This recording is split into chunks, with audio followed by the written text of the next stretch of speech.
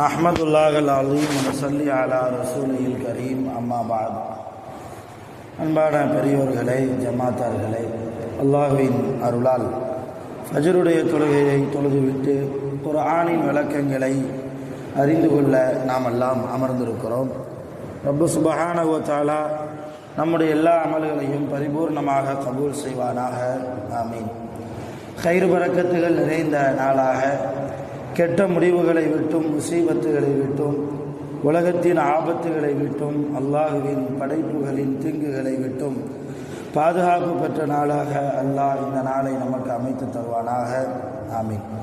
சங்கையானவர்களே, 30வது ஜுஸுவில் முதலாவது சூறாவில் 40 வசனங்கள் மொத்தம் இருக்கிறது. அதில் 29 வசனங்கள் வரைக்கும் நாம் அறிந்திருக்கிறோம். அல்லாஹ் கியாமத் நாளில் பாவிகளுக்கு கொடுக்கப்படக்கூடிய தண்டனை, கியாமத் நாளில் நரகத்தில் ஒரு நரகவாசி என்ன சாப்பிடுவான் என்பதை பற்றி பேசிக்கொண்டு வருகிற போது அல்லாஹ் 30வது வசனத்தில் சொல்கிறான், 29வது வசனத்தில் அல்லாஹ் சொல்கிறான், வகுல்ல ஷைஇன், ஒவ்வொரு விஷயத்தையும் அஹ்ஸைனாஹு கிதாபா, பதிவு செய்யப்படக்கூடிய புத்தகத்தில் நாம் பதிவு செய்வோம். உலகத்தில் மனிதன் செய்யக்கூடிய ஒவ்வொரு விஷயமும், ஒவ்வொரு காரியமும், அவன் பேசக்கூடிய ஒவ்வொரு வார்த்தை உள்பட அவனுடைய ஏட்டிலே பதிவு புத்தகத்தில் பதிவு செய்யப்படும். ஃபதூகு, எனவே நரக வேதனையை நீங்கள் அனுபவியுங்கள். ஃபலன் நஸீதக்கும் இல்லா அதாபா, நிச்சயமாக வேதனையை உங்களுக்கு நாம் அதிகப்படுத்துவோம் என்று பாவிகள் குறித்து அல்லாஹ் பேசுகிறார். யார் உலகத்திலே அல்லாஹ்வை மறுத்து, அல்லாஹ்வுடைய ரசூலை மறுத்து, குர்ஆன் என்பது இறை வேதம் அல்ல என்று மறுத்து இருக்கிறார்களோ அவர்களுக்கு இது போன்ற வேதனை, மிக கொடூரமான நரக வேதனை இருக்கிறது என்பதை குர்ஆன் கூறுகிறது. அதே நேரத்தில் இந்த ஆயத்துகள் வெறுமன காஃபிர்களுக்கு மட்டும்தான் சொந்தம் என்று நாம் அசால்ட்டாக இருந்து விடவும் கூடாது. நாம் குர்ஆனை ஈமான் கொண்டிருக்கிறோம், அல்லாஹ்வை ஈமான் கொண்டிருக்கிறோம், அல்லாஹ்வுடைய ரசூலை ஈமான் கொண்டிருக்கிறோம். எப்படி வாழ வேண்டும் என்று நம்முடைய மார்க்கம் நமக்கு கற்றுத்தருகிறது. அதன்படி நாம் வாழாமல் விட்டால், அல்லாஹ் எதை ஏவினானோ அதை நம்முடைய வாழ்க்கையில் கொண்டு வராவிட்டால் நாமும் அல்லாஹ்வால் தண்டிக்கப்படுவோம்.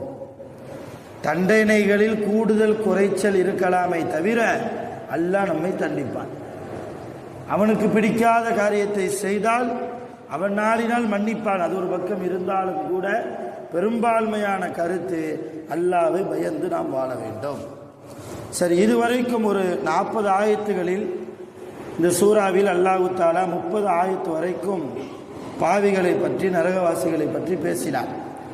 இனி அடுத்து வரக்கூடிய ஒரு 10 ஆயத்தில் சுவனவாசிகளை பற்றி அல்லாஹ் பேசுகிறார். கியாமத்தில் ரப்புக்கு முன்னால் யார் பேச முடியும்?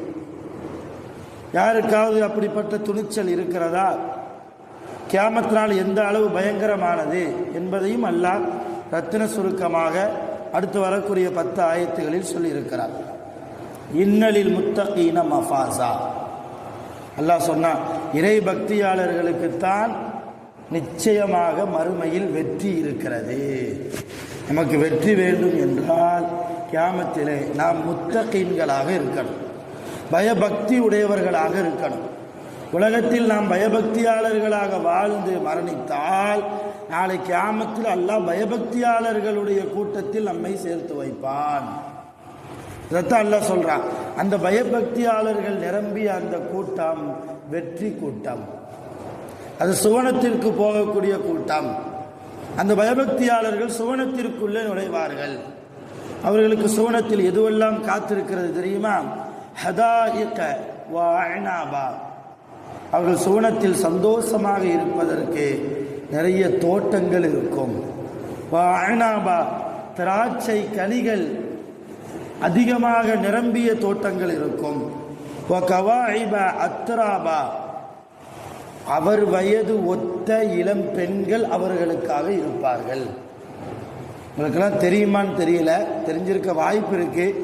சொர்க்கவாசி எந்த வயசுல இருப்பாரு சுவனத்தில் என்றால், ஒரு 80 வயசுல ஒரு ஆஜியார் மரணிக்கிறார் என்றால், அவர் சுவனத்தில் அல்லாஹ் அவரை சொர்க்கவாசியாக ஆக்கியிருக்கிறான் என்றால், அவர் சொர்க்கத்திற்குள் போகிற போது 80 வயசுல போவாரா அல்லது வேறு எந்த வயசுல போவார் என்றால் வாலிப வயசில் போவார். சுவனவாசிகள் 200 வயசுல மௌத்தா போனாலும் சரி, ஒரு மனிதர் 150 வயசுல மௌத்தா இருந்தாலும் சரி, உலகத்தில் அவர் சுவனவாசியாக நியமிக்கப்பட்டால் சுவனத்திற்குள்ளே போகிற போது அவருடைய வயது வாலிப வயது. வாலிப வயது என்பது 45 வயதிற்குள்ள இல்லையா, 18 45 வயதிற்குள்ள அது வாலிப வயது. இந்த வயதிற்கு இடைப்பட்ட ஏதாவது ஒரு வயதில், ஒரு 20 வயதிலேயோ அல்லது 35லேயோ அல்லது 45லேயோ, 45ஐ விட தாண்டாது. இந்த வாலிப வயதில் தான் ஒரு சுவனவாசி சுவனத்தில் பிரவேசிப்பார். அப்படி சுவனத்திற்குள் அவர் போகிற போது அவருக்கு நிறைய தோட்டங்கள் இருக்கும், திராட்சை கனிகள் இருக்கும், பார்ப்பதற்கே ரம்யமாக அழகாக கண் குளிர்ச்சியாக அல்லாஹ் வைத்திருப்பார். அதோடு மாத்திரமல்ல, அத்ராபா, அத்ராபா என்றால் வயது ஒட்டிய இளம் பெண்கள், அதான் ஹூருல் ஈன். அந்த பெண்களுக்கு பெயர் தான் ஹூருல் ஈன் பெண்கள், அவர்களுக்காக இருப்பார்கள். மதுவால் நிரப்பப்பட்ட பாத்திரங்கள் இருக்கும், கோப்பைகள், மதுவால் நிரப்பப்பட்ட கோப்பைகள். யார்? உலகத்தில் அல்லாஹ் சாராயத்தை ஹராமாக்கி இருக்கிறான் இல்லையா, மதுவை அல்லாஹ் ஹராமாக்கி இருக்கிறான். அல்லாஹ் உலகத்தில் ஹராமாக்கி விட்டான் என்பதற்காக உலகத்தில் உள்ள சாராயத்தை யார் வெறுத்து ஒதுக்கி இருக்கிறார்களோ அல்லாஹ் அவர்களுக்கு மறுமையில் சாராயத்தை கொடுப்பார். ஆனால் இந்த சாராயமும் அந்த சாராயமும் ஒரே ரகம் அல்ல. இங்க ஓவர் டோஸ் ஆயிடுச்சுன்னா தன்னையே மறந்துடுவார் இல்லையா, தன்னையே என்ன பேசுறாருன்னு தெரியாது, என்ன செய்யறாருன்னு தெரியாது, எங்க போறாருன்னு தெரியாது, எங்க படுத்து கிடக்கிறாருன்னு தெரியாது, எது நல்ல பாதை எது கெட்ட பாதை, எது நம்ம வீடு எது ஊரார் வீடு எதுவுமே தெரியாது. ஆனால் மறுமையில் தரக்கூடிய மது என்பது போதை இல்லாத மது. குடிக்க குடிக்க அவ்வளவு ரம்யமாக இருக்கக்கூடிய மதுதான் கியாமத்தில் சுவனத்தில் தரப்படக்கூடிய மது. இப்போ இந்த சாராயத்தோடு நாம் என்ன செய்யக்கூடாது, அந்த சாராயத்தை ஒருபோதும் ஒப்பீடு செய்யக்கூடாது.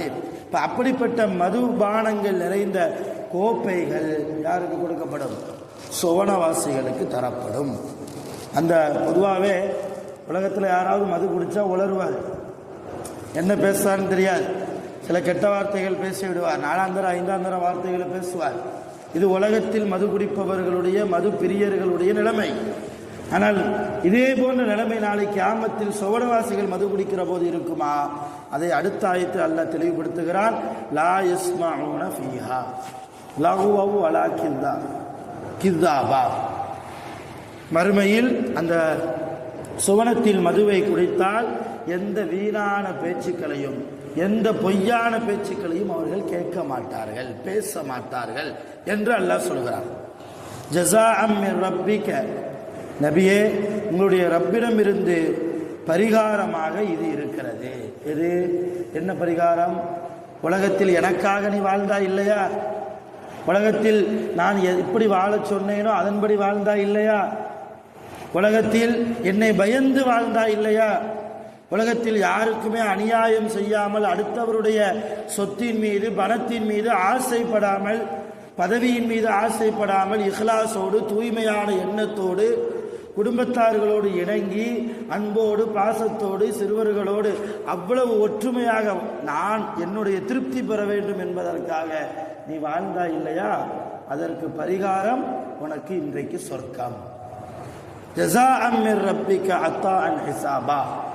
கணக்கிடப்பட்ட நன்கொடைகளை அல்லாஹ் சுவனத்திலே சுவனவாசிகளுக்கு தருவான். இந்த இதுதான் சுவனவாசிகளுடைய நிலைமையில் சில நிலைமைகள். குர்ஆனில் பல நிலைமைகள் இருக்கிறது, சுவனவாசிகள் எப்படியெல்லாம் இருப்பாங்க, அதில் சில நிலைமைகளை அல்லாஹ் இங்கே சொல்லியிருக்கிறான். அடுத்து அல்லாஹ் சொல்கிறான், ரப்பிஸ் ஸமாவாத்தி வல் அர்த் வமா பைனஹுமர் ரஹ்மான். வானத்தினுடைய ரப்பு பூமியினுடைய ரப்பு, வானம் பூமி இடைப்பட்ட வானத்திற்கும் பூமிக்கும் இடையில் இருக்கக்கூடிய எல்லா வஸ்துக்களுடைய அந்த ரப்பு அவனுக்கு முன்னால் லா யம்லிகூன மின்ஹு ஹிதாபா, அவனுக்கு முன்னால் நின்று பேசுவதற்கு யாருக்கும் சக்தி இருக்காது. அல்லாஹ்வுக்கு முன்னால் கியாமத்தினால என்ன பேச போகிறோம்? ஏதாவது பேச முடியுமா? நன்மையே செய்திருந்தாலும் அல்லாஹ் நம்மை சோனவாசி தான் என்று சர்டிபிகேட் கொடுத்தாலும் கூட அல்லாஹ்விடத்தில் என்ன பேச முடியும்? அவன் நினைத்தால் முடியும், அவன் ஆற்றல் கொடுத்தால் முடியும், அவன் நாடினால் தானே முடியும். நம்மால் பேசிவிட முடியுமா? அப்படிப்பட்ட நாள் கியாமத்துடைய நாள். அடுத்து சொல்கிறான், யௌம யகூமு ரூஹு வல் மலாயிகத்து ஸஃபா, ரூஹுகள் எல்லாம் ஆன்மாக்களும் மலக்குமார்களும் அணிவகுத்து நிற்கக்கூடிய நாள் கியாமத்து நாள். லா யதகல்லமூன இல்லா மன் அதின லஹுர் ரஹ்மான் வகால ஸவாபா, ரஹ்மான் ஆகிய அல்லாஹ் யாருக்கு அனுமதி கொடுத்தானோ அவர்களை தவிர வேறு யாரும் அல்லாஹ்விடத்தில் என்ன செய்ய முடியாது, பேச முடியாது. தாலிக்கல் யௌமுல் ஹக், எனவே அந்த கியாமத் நாள் என்பது அது சத்தியம், அது நிச்சயம் வந்தே தீரும். ஃபமன் ஷா அத்தஹத இலா ரப்பிஹி மஆபா, அந்த கியாமத் நாளில் யார் அல்லாஹ்வுடைய நெருக்கத்தை பெற வேண்டும் என்று நினைக்கிறார்களோ அவர்கள் உலகத்தில் வாழ்கிற போது தன்னுடைய ரப்பின் பக்கம் தன்னுடைய புகலிடத்தை தேர்ந்தெடுத்து கொள்ளட்டும். இறுதியாக அல்லாஹ் இப்படி சொல்லி முடிக்கிறான், இன்னா அன்ஸர்னாக்கும் அதாபன் கரீபா, நிச்சயமாக மிக சமீபத்தில் இருக்கக்கூடிய கியாமத் நாளில் உடைய வேதனையை உங்களுக்கு நான் எச்சரிக்கை செய்கிறேன். யௌம யன்துருல் மர்உ மா கத்தமத் யதா, அந்த நாளில் ஒவ்வொரு மனிதனும் அவனுடைய கரங்கள் எதை செய்ததோ அதை கண்கூடாக அந்த மனிதன் பார்ப்பான். அந்த நேரத்தில் வயக்கூலுல் காஃபிரு, இறை நிராகரிப்பாளர்கள் சொல்வார்கள், யாழை தனி, என்னுடைய கை செய்தமே, குந்து துராபா, உலகத்தில் நான் மனிதனாக படைக்கப்படுவதற்கு பகரமாக மண்ணாய் படைக்கப்பட்டிருக்கலாமே, நான் மண்ணாக ஆகியிருக்கலாமே, என்னுடைய நிலைமை இந்த நேரத்தில் ரொம்ப மோசமாக இருக்கிறது என்று இறை நிராகரிப்பாளர்களும் பாவிகளும் கியாமத்தில் இப்படி புலம்பி நிற்பார்கள் என்று அல்லாஹ் இந்த சூறாவை முடிக்கிறார். அருமையான பெரியவர்களே, முழுக்க நான் ஏற்கனவே சொல்லியிருப்பேன், இந்த 30வது ஜுஸு முழுக்க அதிகமாக அல்லாஹ் பேசியது கியாமத்து நாள். நரகம், நரகத்தினுடைய வேதனை, பாவிகளுக்கு கொடுக்கப்படக்கூடிய தண்டனை, சுவனவாசிகள் எப்படி இருப்பார்கள் என்பதை சொன்னதை விட நரகவாசிகளை பற்றியும் கியாமத்தினுடைய கொடூரங்களை பற்றியும் தான் அல்லாஹ் இந்த சூறாவில் நிறைய இடங்களில் நிறைய வஸ்துக்களின் மீது சத்தியமிட்டும் சொல்லியிருக்கிறான் இந்த ஜுசுவில். ஆக வரக்கூடிய ரமலான் பாக்கியமான ரமலான், ஒவ்வொரு நாளும் நாம் அதை பாக்கியமாக நன்மைகளால் கழிக்க வேண்டும். தொடர்ந்து இன்ஷா அல்லாஹ் தஆலா நாம் குர்ஆனை பற்றி உண்டான ஏதாவது ஒரு சூறாவை எடுத்து விளக்கமாக பேசுவோம். ரப்புல் ஆலமீன் நம் அனைவர்களையும் குர்ஆனின்படி ஹதீஸின்படி சஹாபாக்களை பின்பற்றி நல்லோர்களை நாதாக்களுடைய முஹப்பத்தோடு வாழ்வதற்கு அல்லாஹ் அருள் புரிவானாக. ஆகிரு தஅவானா அல்ஹம்துலில்லாஹி ரப்பில் ஆலமீன். சுப்ஹானல்லாஹி வ பிஹம்திஹி, சுப்ஹானல்லாஹி வ பிஹம்திஹி, அஷ்ஹது அன் லா இலாஹா இல்லா அன்த அஸ்தக்ஃபிருக வ அத்தூபு இலைக். ஆமீன். சுப்ஹான ரப்பிக ரப்பில் இஸ்ஸத்தி அம்மா யசிஃபூன் வ ஸலாமுன் அலல் முர்ஸலீன் வல்ஹம்துலில்லாஹி ரப்பில் ஆலமீன். ஸல்லல்லாஹு அலா முஹம்மத் ஸல்லல்லாஹு அலைஹி வஸல்லம், ஸல்லல்லாஹு அலா முஹம்மத் ஸல்லல்லாஹு அலைஹி வஸல்லம், ஸல்லல்லாஹு அலா முஹம்மத் யா ரப்பி ஸல்லி